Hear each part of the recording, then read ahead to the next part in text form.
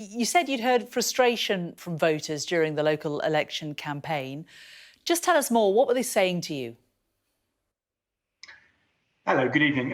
Yeah, all sorts really. I think summed up by that frustration around delivery. The Prime Minister's talked about his key priorities for this year, particularly a number of economic priorities, NHS, small boats. Those things came up obviously on the doorstep. The thing I was particularly raising today was that levelling up agenda, where I know in my community there's been a huge amount of government commitment in terms of Towns Fund, Levelling Up Fund and other projects, our East Midlands Devolution deal and combined authority that's coming forward, but none of it's there yet. We've got lots of things in the pipeline, and by the next election, people will expect to see that bricks and mortar, the outcomes of those things. It must be frustrating then to feel that your government isn't yet delivering for your constituents.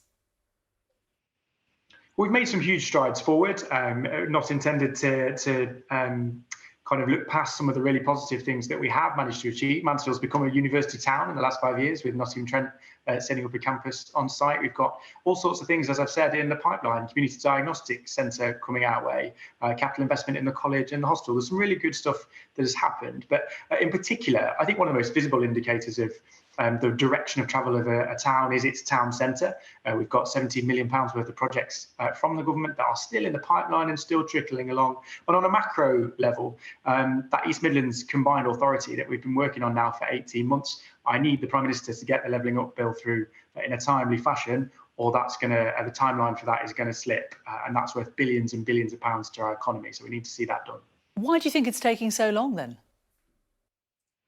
Well, the wheels of government unfortunately turn very slowly. I'm a local authority leader, and it's the same at all levels. I think that we always want things to move faster than they do. I think some of these projects, because of our complicated structures in the region, which again our combined authority is intended to try and help to tackle, but we've got multiple tiered local government and all sorts of different structures involved in decision making. I can go and try and secure funding from government for things like the Levelling Up Fund, and then I have to hand it over to my Labour District Council, who have yet so far failed to deliver those outcomes, and sometimes just aren't equipped to be able to manage these large projects. So there is a lot of trying to herd the cats to try and get things done, which I've been trying very hard to do. But the more that government can drive at that delivery point, both in terms of the Prime Minister's key priorities and for us, visible outcomes on the ground, those will be absolutely key in the next election. You're obviously a big supporter of the East Midlands devolution deal, but that has had its critics. Centre for Cities has said that they're concerned that it's a step backwards because it combines Derbyshire and Nottingham. It says it contains two separate local economies, Derby and Nottingham, in a single structure. D2N2 is not an economic geography and will potentially create more problems than it solves. I mean, isn't this an example of even more of that bureaucracy and levels of funding that you were talking about? Isn't this going to create more issues? Well, if I'm honest, I think the Centre for Cities is talking nonsense. We've had D2N2 as it's called that because we've had a local enterprise partnership working on that geography for the last decade or so. So we already work in that economic footprint. It's not unusual.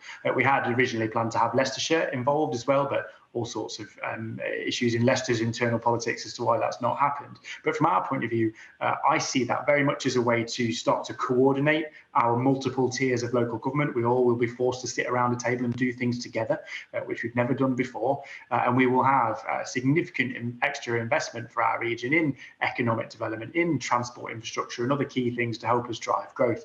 The biggest challenge we've had in the past is if you come and talk to the East Midlands as a private business, as an investor in our region, who do you talk to? There isn't an Andy Street and Andy Burnham or Ben Houchin to go and see. You've got 18 different councils with 18 different views all competing against each other. So just having that focal point for our region to draw in investment will be hugely important, I think.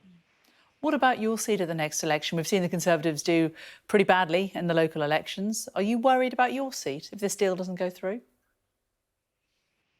Well, I think the delivery point is really important. My constituents will expect to see some of these outcomes. Some of them we've got, as I say, we've become a university town and others, and some are still in the pipeline, like our new hospital investment, community diagnostic centre, like some of the town centre work. So we've got a little bit of time still to deliver those, but that will be really, really important. And in my constituency, illegal immigration is the biggest thing that comes across my desk on a weekly basis.